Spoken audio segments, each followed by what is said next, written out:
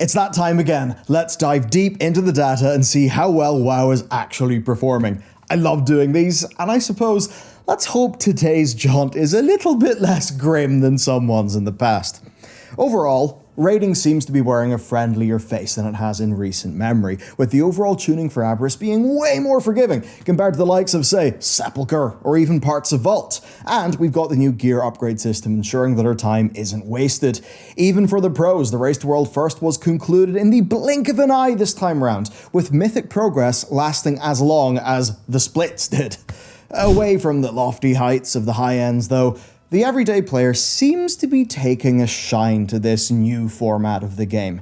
It seems that synergy between the more approachable raid difficulty and the revamped gear system, despite the initial complexity, it does actually seem to be working quite well.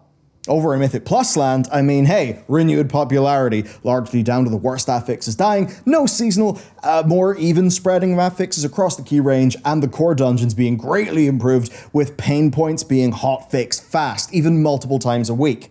So broadly today, we've got to really see two things. Number one, how did Vault of the Incarnates, now that it's over, perform versus Shadowlands and the game's past? And then, let's see how Aberrus, in these early days, is performing versus the Vault. So, let's go, and thanks to today's sponsor, nordvpn.com/Bellular, where they've got a new and free product that's included in the NordVPN app, MeshNet. With it, you can basically link remote devices into a highly protected Wi-Fi network, giving you amazing privacy and loads of options. Let's just say you're playing StarCraft LAN, Quake, Heroes of Might and Magic. Well, with MeshNet, you can essentially run a LAN by inviting all your friends to your MeshNet, setting up a server on your MeshNet network, and you can just go and get playing. What if you've got files to share? Well, you can set them up on a private MeshNet folder, so that no matter where you are, you could access things like, say, your secure work files. You can drag and drop files across the world with MeshNet, which is pretty damn handy and much more reliable. Hell, you can even use MeshNet to set up your own VPN using DigitalOcean, AWS, Azure, and of course, MeshNet's traffic routing feature, which is pretty sweet. Won't be as secure as the full NordVPN, but a pretty neat option. So, MeshNet basically gives you loads of dead handy tools and options. It is included for free on the NordVPN app. And you can get started with that for free today at nordvpn.com/Bellular. Pretty cool stuff, and thanks to them for sponsoring.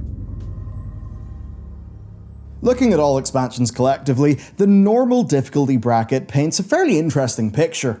Guild participation, right, is a critical measure of engagement in the game, and it showed a marked recovery following the whole Sepulchre of the First Ones debacle, with a significant increase in raiding guilds venturing into the Vault of the Incarnates versus Sepulchre. So that is really good.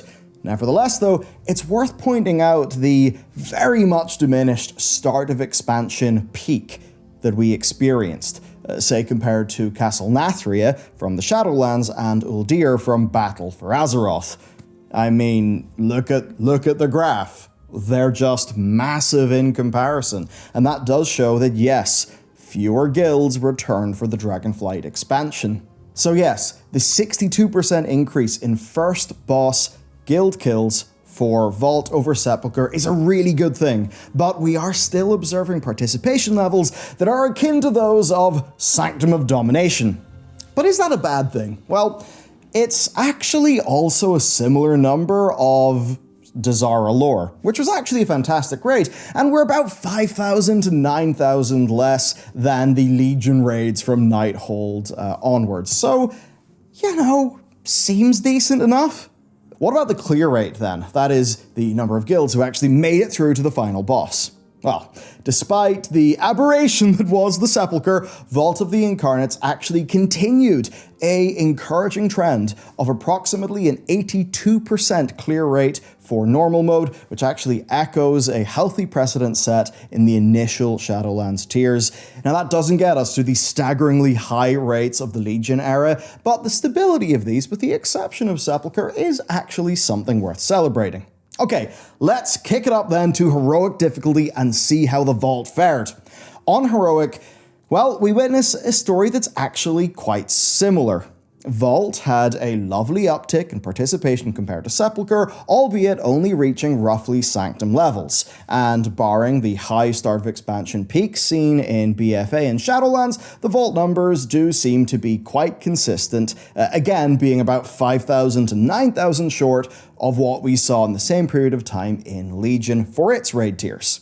This is likely then reflecting the overall general decreased interest in WoW that we've all felt. But a standout feature for Heroic was the real strong 62% ahead of the curve rate.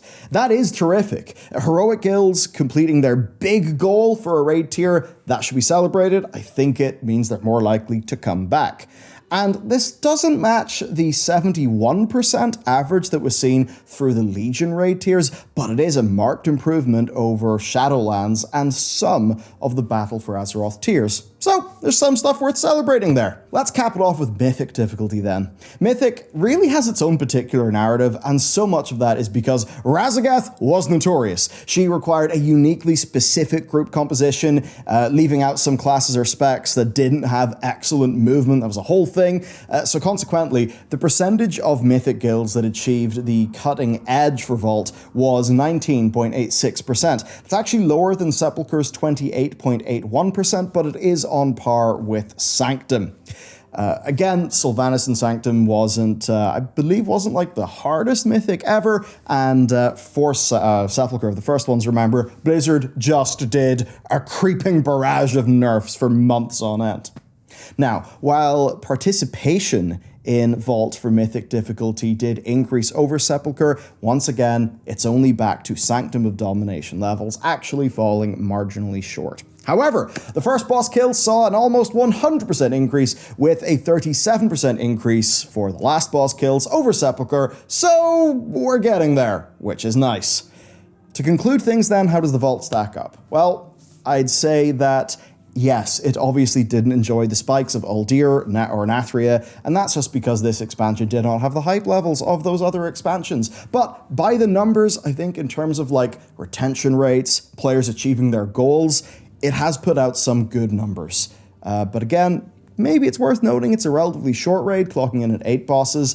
That's a few lower than what we'd normally seen, but I'd say it's not an unwelcome thing, and also, it's not like the first boss kill numbers were bad for this raid. So, this positive buzz is also backed up by Blizzard's own data. They've said a few times that Dragonflight is retaining better than any modern WoW expansion, which is good news. Okay, so now that we've done that and we're caught up, let's talk about the initial Aberrus experience. And I'm going to do this in 2 ways. We have got week 1 versus week 1 data, comparing Aberrus to Vault, and we've got week 2 cumulative versus week 2 cumulative. And this means that we can see how this tier has developed in real time. Week 1 normal Aberrus saw a 16% decrease in the number of first boss kills compared to Vault in its first week. A 16% drop, which, to be honest with you, is really good. I mean, only 16% does show that this expansion is holding guilds together. And then we see a remarkable 82% increase in the number of last boss kills. Now, the first week clear rate for normal Aberrus then reaches an impressive 43%. That is more than double that of Vault's 19.73%. So, that means slightly fewer guilds stepped in, but far more cleared week 1. Now, there are reasons. Most Heroic and Mythic guilds actually did want to kill normal Sarkareth. Number 1, you've got the very rare items that can be powerful, and also the Omni tokens, which can complete their raiders 2 and 4 sets. I think this just shows, though, how loot systems can be reflected in the data, and how that potentially could be a healthy thing for the game. Right then, let's take a look at Heroic. In contrast to those normal numbers, we have seen some incredible increases for Aberrus Heroic in the first week. There was a 35% increase in the first boss kills and a massive 650% increase in last boss kills. Pretty nice. Now, does this show, perhaps with those first numbers, the first boss numbers being higher, does that show that maybe more normal guilds progressed quick enough to reach the first boss on Heroic? If so, then maybe that means more guilds are actually trying Heroic, which I think would be good for the game. As for those final kills, I mean, it's an easier raid tier. Like, when you actually think about those fights, to be honest, Skarn is the only one that held us back for a little bit. We got loads within our first, like, 1 or 2 pulls in Heroic. So, again, it's been an extremely fun raid for us as a group, but it's absolutely not the hardest raid ever. Echo of Neltharion is a bit harder, and then Sarkareth is, the sort of main wall boss. Overall then, we have seen the first week clear rate for Heroic being 14.53%. That's a result of all that I've said. And compared to Vault of the Incarnates, 2.6%, I mean, it really is a massive increase. But once again, Sarkareth is a very valuable target here. Now, this is because of a few things. Number one, you've got the very rare gear. You've also got the Omni token, right? That he drops. But once you get ahead of the curve, the game just gives you a piece of Heroic tier loot. And this does make killing Sarkareth very beneficial for Mythic guilds, right? To just crack out that Heroic mode quickly to get everyone in their team one more piece of tier. Okay, let's see how Mythic did in week 1, and it saw a significant 69% increase in the number of Mythic guilds killing the first boss in the first week compared to Vault last time round in its first week.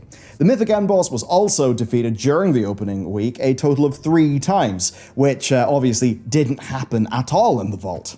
Now, despite being because of boss tuning, initial first week Mythic guild participation is, as I said, up a nice little 69%, and that does mean that week 1 is shaping up pretty strong. But let's see how these numbers have developed into the second week of raiding in this season. I'll kick it off with normal, where Aberrus has exhibited remarkable consistency in guild participation numbers, especially compared to previous. The differential between 1st and 7th boss kills is a mere 754. The noticeable drops, of course, are for Echo of Neltharion and Sarkareth because they're harder, and a pretty damn impressive 94.78% of all guilds who stepped in killed the first boss on normal, managed to clear up to the 7th boss. That's Magmarax, who's pretty much free, and 64.93% of those guilds managed a full clear. This is actually nearly double the percentage of the normal clear rate for Vault within this time period, which again shows it's an easier raid tier, people are just getting their teeth into it more. Is this a good thing or a bad thing in the long term? Obviously, we'll have to wait a few months and look at the numbers then. Let's do Heroic then. Maybe not as impressive as the normal Aberrus retention numbers. Again, retention here is just how many people got through to the end.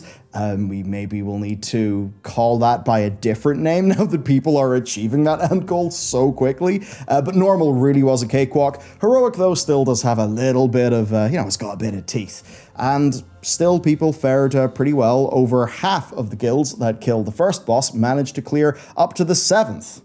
Again, the difficulty ramps up for boss 8 and 9.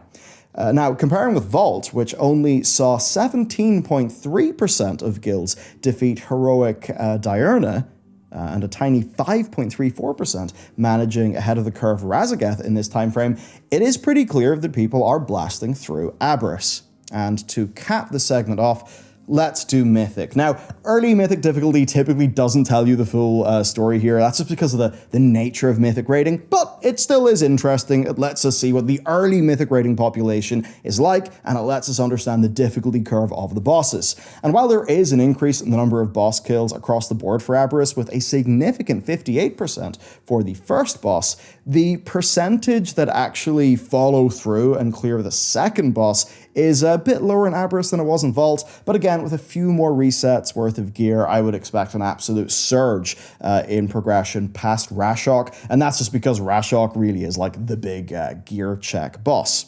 So, that is how things have been going for Aberrus. Before I do a little bit of analysis on that, I think we should check in with Mythic Plus.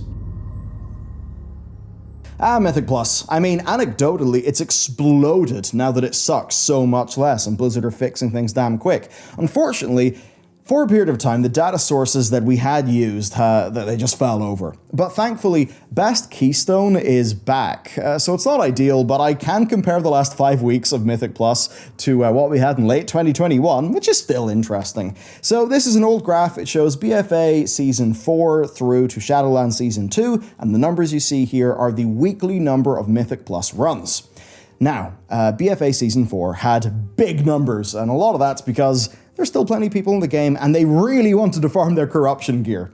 Shadowlands, of course, had a strong peak. Now, season launch timing for Shadowlands they're really odd, but you can see that its first season maintains a far higher player count than its second season did over the time frame in this graph, which is the first 3 months of each season. It's really sad that I don't have the numbers for BFA Season 3, Season 4, or Dragonflight Season 1, beyond just its final few weeks, which doesn't make the data amazing, but we can at least consider what we've got, where basically the data on Best Keystone is like the last 5 weeks and a little bit of this week as I, go and talk about this video. So the third last week of Dragonflight Season 1 saw 152,000 runs, the second last was 136,000 runs, and the last was 67,000 runs, which is a pretty damn tiny number, but are people really going to care too much about Mythic Plus in that week? I would say probably not.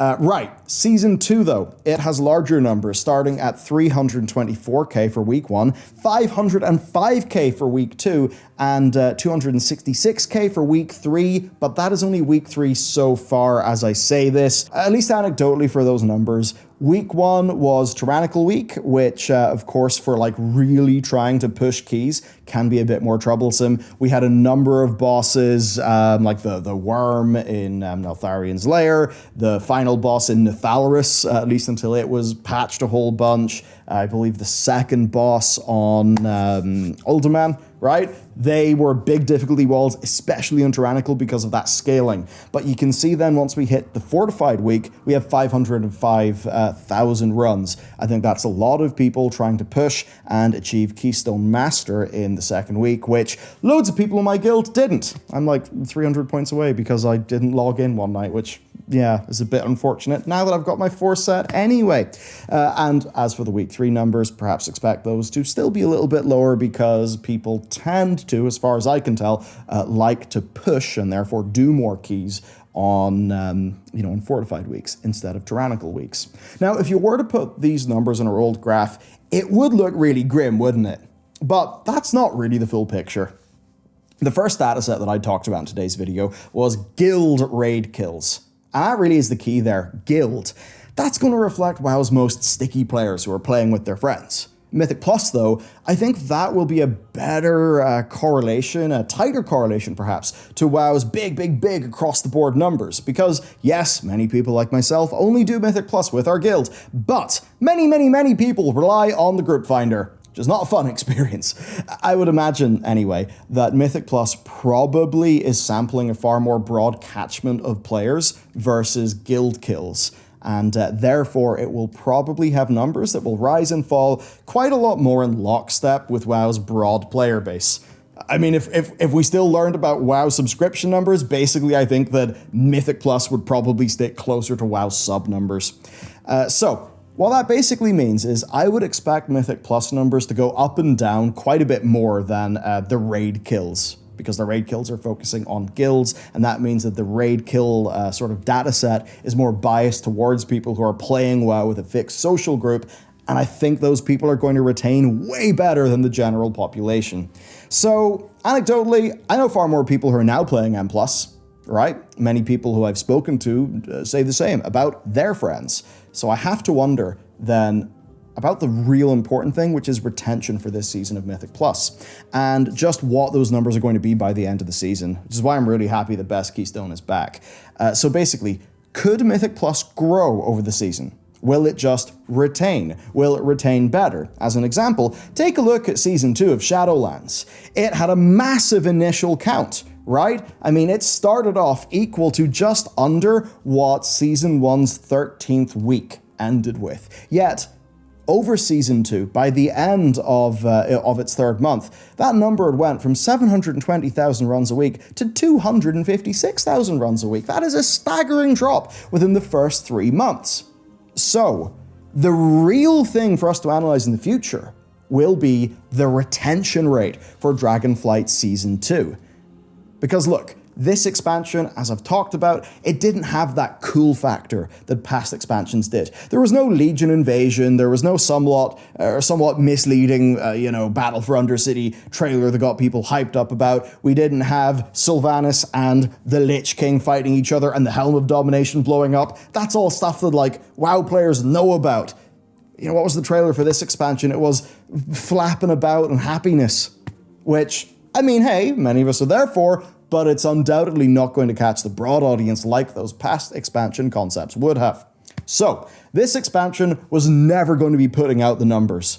That's a foregone conclusion. But what it can do is fine-tune a version of World of Warcraft that actually retains its players well. Because if WoW is like a leaky bucket, then it's not going to matter how big your launch is. I'm looking at you, Shadowlands. So a Dragonflight that fine-tunes this version of WoW that actually retains players, and that's what we seem to be seeing in the data so far. That is what will set WoW up for long-term success. They just need to get their cool factor back, and all will be good. As for the raid of Aberrus, I think fundamentally we just need to see how this will translate into the next tier. Ultimately, when I see guilds getting ahead of the curve, that means that a guild has went in, they've went through the journey, they've came out the other end, and they've achieved their goal. And I feel like a guild that has done that and achieved their goal is going to be more likely to continue playing the game. So that is a really healthy thing about Aberrus, even if it is, yes, a bit easier of a raid. What will then help with retention is that in between Aberrus and the next big raid that comes out in the game, we'll have the new Mega Dungeon, we'll have the Fractures in Time patch, which will be retaining players because it's new content to do. And that actually takes some pressure off the raid. And maybe that's why Blizzard seemed to be a little bit more okay with allowing this raid to be a bit more easy, to be a bit more puggable. And puggability is a major factor here. Aberrus is an eminently puggable raid. 2 people in my guild, they actually were pugging normal Aberrus in week 1. Now, people pugging the raid, stuff like that, we can't really capture that super well. So therefore, I've really got to wonder, are there more people just pugging the raid, finding success? Does that bode well for the game? Anyway, what I will say is that WoW's numbers are not gigantic, but they are looking more healthy, and I think the trends are all pointed in the right direction. That means that if Blizzard continues their present rate of investment, if they actually stay the course, and then they manage to land an expansion topic that resonates with the broad World of Warcraft audience, then, honestly, they'll be cooking, and the times will be pretty good for WoW's numbers. That's it for me. I hope you found today's video to be interesting. Let me know what, because we talked about numbers today, let's put some faces and experience to those numbers. Share what your guild has experienced down below. Thank you for watching. Big thanks to today's sponsor for supporting our channel and our team. And with that said, I'll catch you next time.